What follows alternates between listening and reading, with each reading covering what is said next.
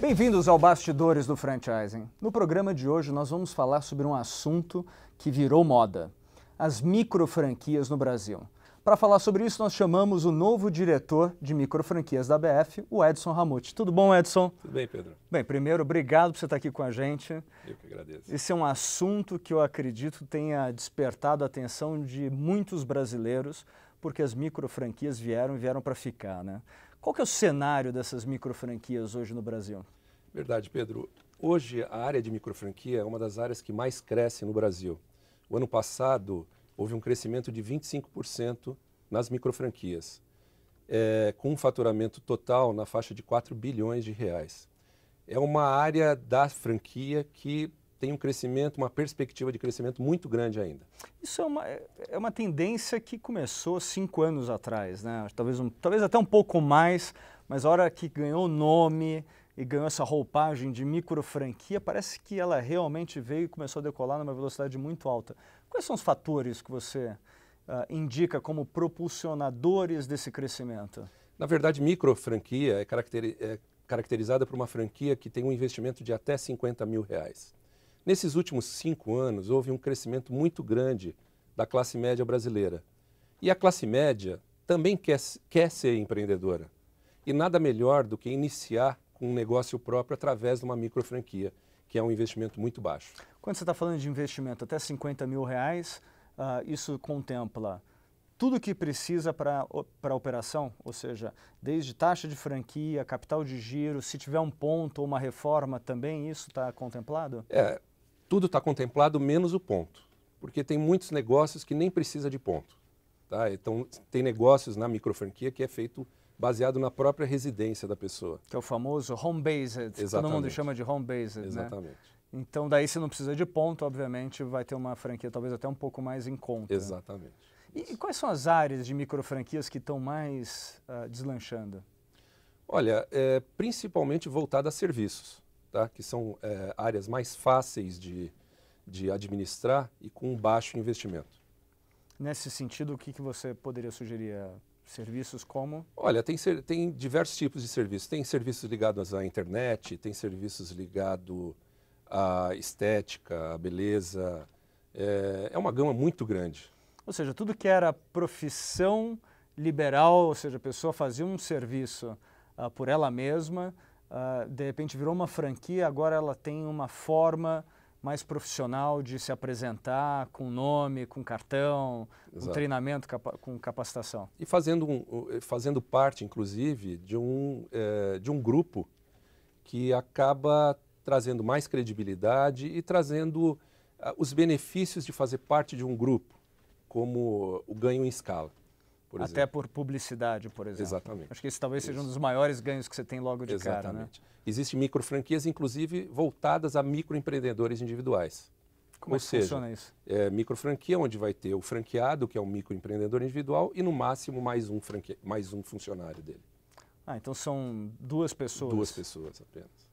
E Edson, você na ABF, como diretor de microfranquia, qual é o seu desafio, quais são suas realizações para os próximos 2 anos? O que vocês estão objetivando aqui? Visando ao franqueador, o meu objetivo é ajudar e facilitar ainda mais a vida desse franqueador que tem as microfranquias e que quer ser um grande franqueador, assim como as grandes marcas, né? E visando... Então, como você está falando de facilitar, o que seria facilitar? Capacitação? Capacitação, treinamento e incentivar esse mercado cada vez maior aí das microfranquias. E para o franqueado, você falou que para as pessoas interessadas na microfranquia, ajudar elas entenderem bem o que é a microfranquia para fazer a escolha certa. E como é que você faz isso? A base de treinamento, a base de informações e a base de divulgação da microfranquia perante toda a mídia. As microfranquias estão crescendo, isso já é certo. Quais são os desafios que você acredita que elas encontrarão nos próximos anos para se consolidarem realmente como uma operação real, sustentável? O objetivo de qualquer negócio é que tenha lucro. Então, eu acredito que nos negócios que sejam bons tanto para o franqueador quanto para o franqueado. Então, a microfranquia, existe um mercado muito grande para ser explorado e para que o franqueado tenha o seu negócio lucrativo e que faça com que ele seja feliz nessa área que ele escolheu. Nesse sentido, é possível dizer que ainda talvez tenha algumas microfranquias que estejam aparecendo simplesmente para tirar proveito da taxa de franquia?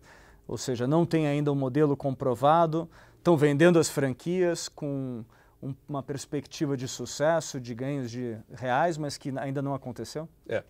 Por isso que é muito importante para uma pessoa interessada numa microfranquia pesquisar junto à ABF se é uma franquia aprovada pela ABF, se ela tem prêmios de excelência pela ABF, porque a ABF dá um respaldo muito grande com relação a isso. Então, diante desse boom, um dos primeiros quesitos é procure a ABF, porque pode haver casos de outras franquias que não são assim tão profissionais? Pode, exatamente. Como em qualquer negócio, né?